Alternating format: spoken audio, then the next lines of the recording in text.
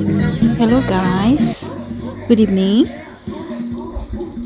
This video ay papunta kami niyan sa my co-worker daughter birthday party, celebrating 16 years old.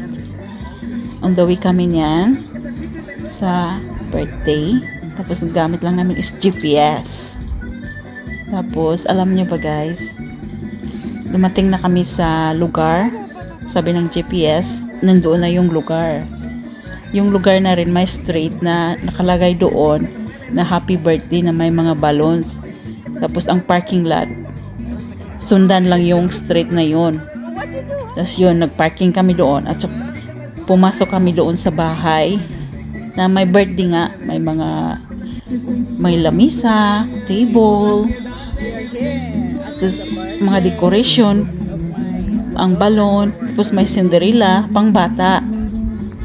So, iniisip ko, yung sa gate, pumasok kami, may dalawang babae, sabi niya, tuloy lang kayo, may dadala akong regalo.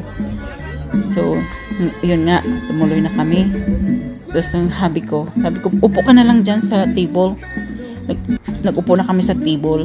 Tapos tinawagan ko yung coworker ko. Tapos sabi ko, nasa labas na kami. So, maya tumawag ulit. Kasi nasa labas na daw siya. Na hindi niya ako nakikita. Hindi niya kami nakita. Saan daw kami ko? Tapos sabi ko, uy, maybe we got the wrong place. Kasi wala kasi akong kilala. Wala akong coworker. Wala. Tapos doon lang kami. Tapos bumalik kami. Tawa na kaming dalawa ng hobby ko. Tawa kami ng tawa. Mali pala yung lugar na pinuntahan namin. Kaya, yun. Sabi ko, o sige, hanapin namin uli yung bahay. So yun na. Umikot na kami, Mali pala yung GPS. Nagkamali kami ng lagay ng address. So yun na. Yun lang ang kwento ko. Thank you for watching guys. Salamat sa panonood. Walang sawang pagsuporta at panonood sa video ko. Thank you so much. Appreciate it po. Thank you. Bye-bye. Mwah.